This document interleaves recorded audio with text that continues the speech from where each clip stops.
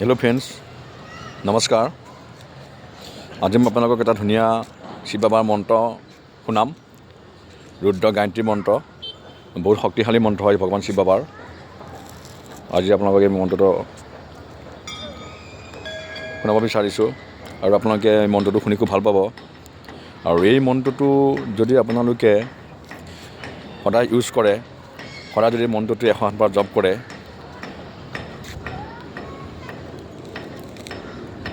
বহু ডাঙৰ বেমাৰৰ পৰাও মুক্তি পাব পৰা যায়। আৰু কোনো শত্ৰু থাকিলে সেই শত্ৰু আঁতৰতেই নাশ হৈ যায়। আপোনাৰ শত্ৰু এটেক কৰিব নোৱাৰে, এনেকুৱা শক্তিশালী মন্ত্ৰ হয়। ৰুদ্ৰ গায়ত্ৰী মন্ত্ৰ বুলি কোৱা হয়। আজি আপোনালোকে এই মন্ত্ৰটো দেখাম, আপোনালোকে ধুনীয়াকৈ শুনি যাওক আৰু চাই যাওক। ओम भगवान गणेशाय नमः, ओम भगवान गणेशाय नमः, ओम भगवान गणेशाय नमः।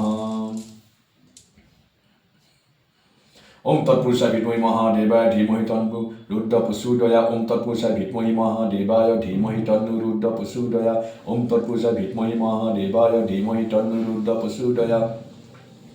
ओम तत्पुरुषाय विद्महे महादेवाय धीमहि तन्नो रुद्र प्रचोदयात्। ओम तत्पुरुषाय विद्महे महादेवाय धीमहि तन्नो रुद्र प्रचोदयात्। ओम तत्पुरुषाय विद्महे महादेवाय धीमहि तन्नो रुद्र प्रचोदयात्। ओम तत्पुरुषाय विद्महे महादेवाय धीमहि तन्नो रुद्र प्रचोदयात्। ओम तत्पुरुषाय विद्महे महादेवाय धीमहि तन्नो रुद्र प्रचोदयात्। ओम तत्पुरुषाय विद्महे महादेवाय धीमहि तन्नो रुद्र प्रचोदयात्। ओम तत्पुरुषाय विद्महे महादेवाय धीमहि तन्नो रुद्र प्रचोदयात्। ओम तत्पुरुषाय विद्महे महादेवाय धीमहि तन्नो रुद्र प्रचोदयात्। ओम तत्पुरुषाय विद्महे महादेवाय धीमहि तन्नो रुद्र प्रचोदयात्। ओम तत्पुरुषाय विद्महे महादेवाय धीमहि तन्नो रुद्र प्रचोदयात्। ओम तत्पुरुषाय विद्महे महादेवाय धीमहि तन्नो रुद्र प्रचोदयात्। ओम तत्पुरुषाय विद्महे महादेवाय धीमहि तन्नो रुद्र प्रचोदयात्। ओम तत्पुरुषाय विद्महे महादेवाय धीमहि तन्नो रुद्र प्रचोदयात्। ओम तत्पुरुषाय विद्महे महादेवाय धीमहि तन्नो रुद्र प्रचोदयात्। ओम तत्पुरुषाय विद्महे महादेवाय धीमहि तन्नो रुद्र प्रचोदयात्। ओम तत्पुरुषाय विद्महे महादेवाय धीमहि तन्नो रुद्र प्रचोदयात्। ओम तत्पुरुषाय विद्महे महादेवाय धीमहि तन्नो रुद्र प्रचोदयात्। ओम तत्पुरुषाय विद्महे महादेवाय धीमहि तन्नो रुद्र प्रचोदयात्। ओम तत्पुरुषाय विद्महे महादेवाय धीमहि तन्नो रुद्र प्रचोदयात्। ओम तत्पुरुषाय विद्महे महादेवाय धीमहि तन्नो रुद्र प्रचोदयात्। ओम तत्पुरुषाय विद्महे महादेवाय धीमहि तन्नो रुद्र प्रचोदयात्। ओम तत्पुरुषाय विद्महे महादेवाय धीमहि तन्नो रुद्र प्रचोदयात्। ओम तत्पुरुषाय विद्महे महादेवाय धीमहि तन्नो रुद्र प्रचोदयात्। ओम तत्पुरुषाय विद्महे महादेवाय धीमहि तन्नो रुद्र प्रचोदयात्। ओम नमः भगवान शिवाय, नमः शिवाय, नमः भगवान शिवाय।